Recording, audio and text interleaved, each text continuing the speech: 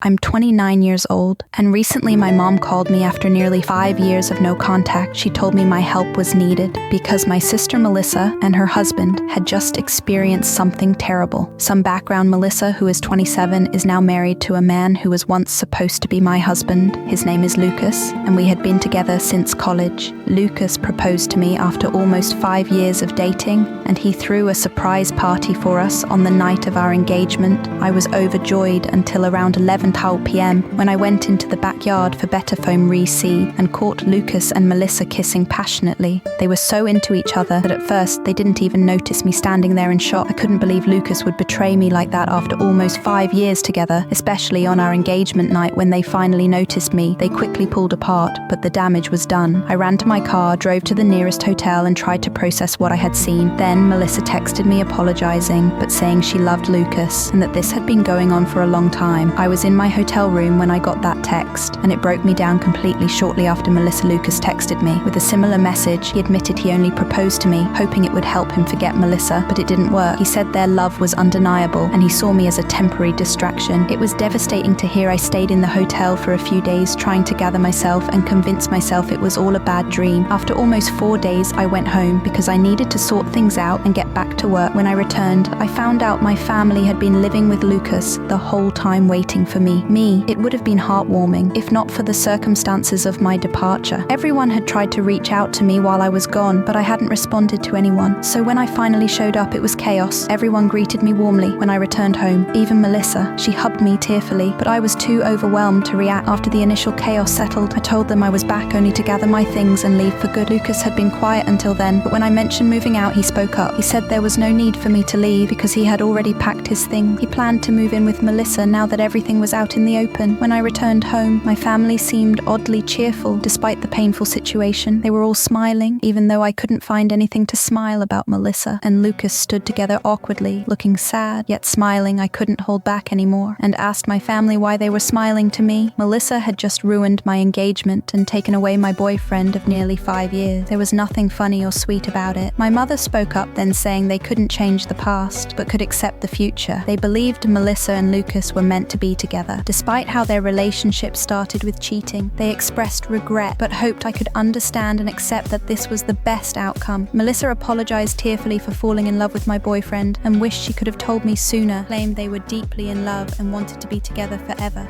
Then right in front of me, they kissed my mother, even wiped a tear away. I couldn't handle it anymore, and told them their behavior was disgusting, not sentimental to my surprise. My family gotten annoyed with me. They said I was being bratty and making it all about myself. Instead of being happy for my sister, I was shocked and demanded everyone leave my house. I couldn't believe they were defending Melissa and Lucas and making me out to be the bad one. My father even told me to stop acting like a child and accept what had happened. They acted like I should celebrate my sister finding her soulmate instead of feeling hurt and betrayed. It was all too much for me to handle, so I decided to forget it all. I went into my room, packed a few things, and left without saying a word or listening to their pleas.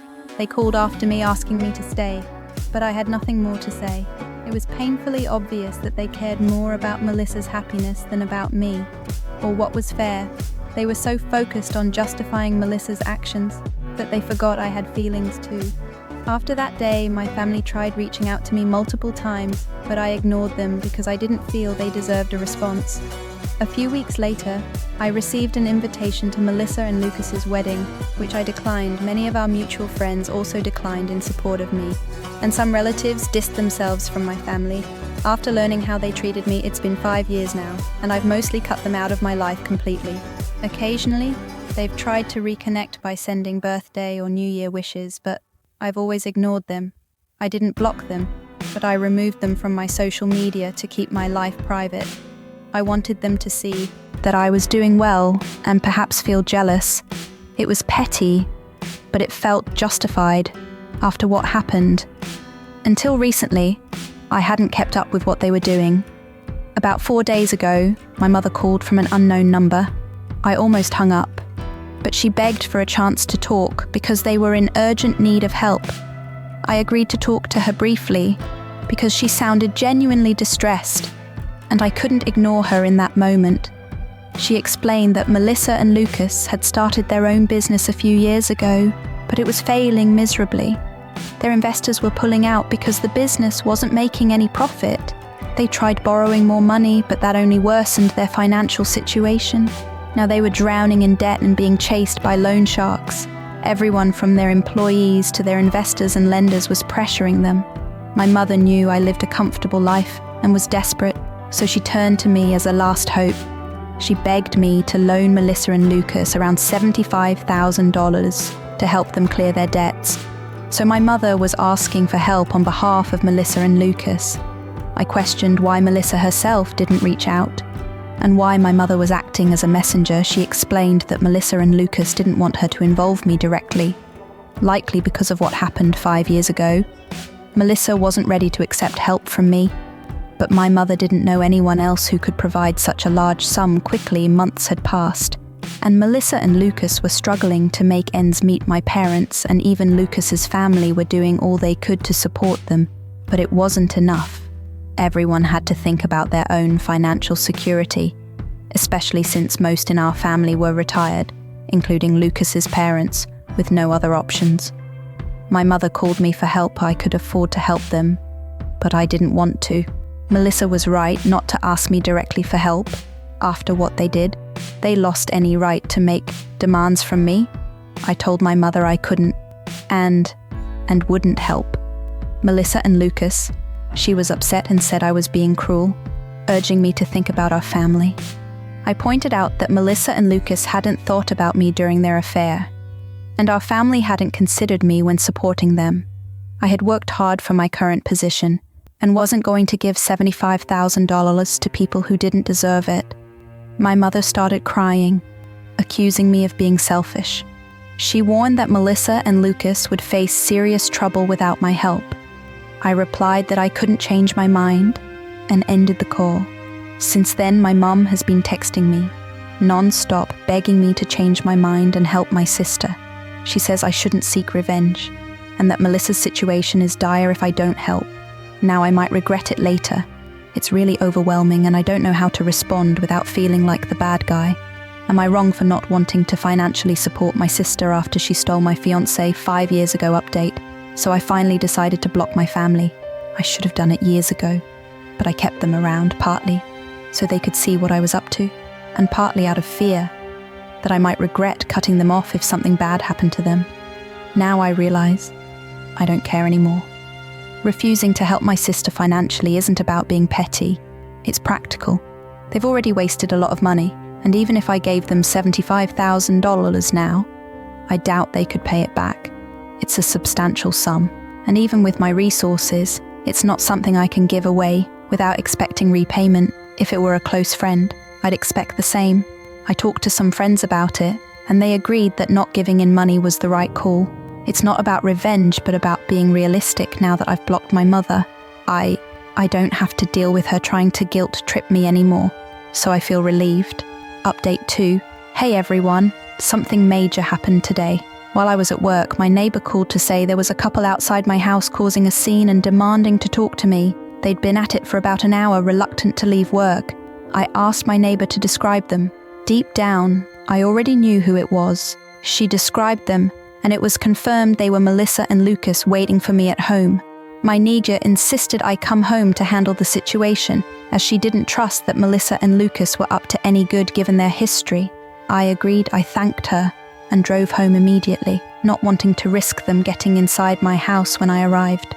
About 15 minutes later, I found them trying to pick the lock I pulled up and demanded to know what they thought they were doing. I attempted to call the police, but Lucas quickly knocked the phone out of my hand. Melissa approached and claimed they just wanted to talk and weren't there to take anything.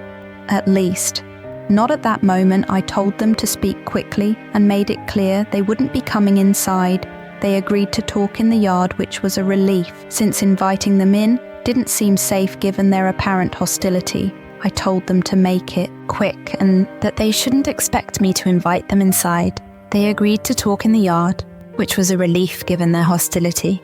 Melissa began by saying my mother had informed her about our phone call and how I had ignored their text and blocked them all. She accused me of being unfair saying it had been 5 years and I should be over it by now. She claimed I was acting out for attention and said she felt insulted by my refusal to help them. That's why she was there to talk. Melissa explained that she had managed to get the money for now by selling their house and jewellery, but there was a strong chance she might need more. In the future, she wanted to ensure she could rely on me for help if needed. I told her that no, she couldn't count on me for anything because I hated her and her husband.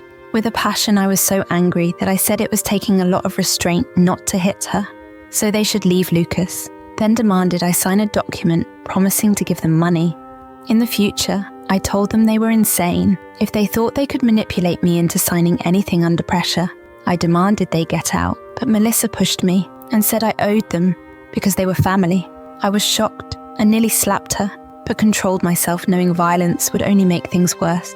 Instead, I grabbed my phone from the ground, got into my car, and drove off quickly since I had left the engine running. It didn't take long to get ahead. They didn't chase me on foot, but stayed at my house, which was unfortunate.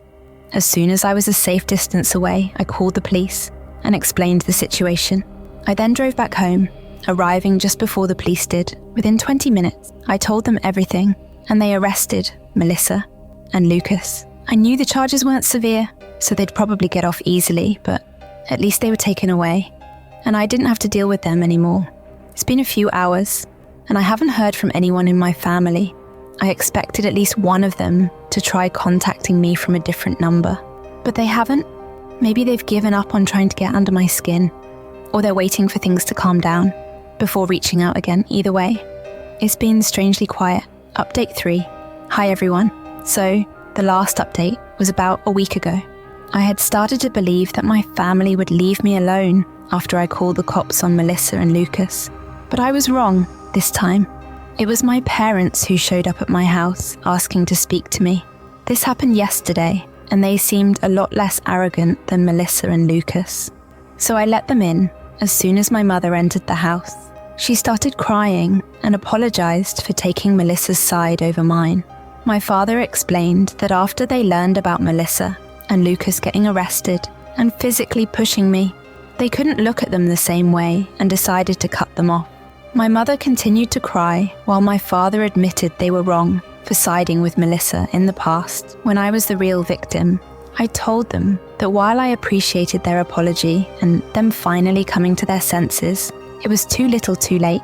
I was now used to living my life on my own terms and didn't want to go back to putting my family before myself. So even though I appreciated their visit and apology, I couldn't promise to work on our relationship. I felt there was no point in trying to salvage something that was already ruined. Even if it was with my parents, they tried to convince me that we could fix things if we wanted to. But that was the problem.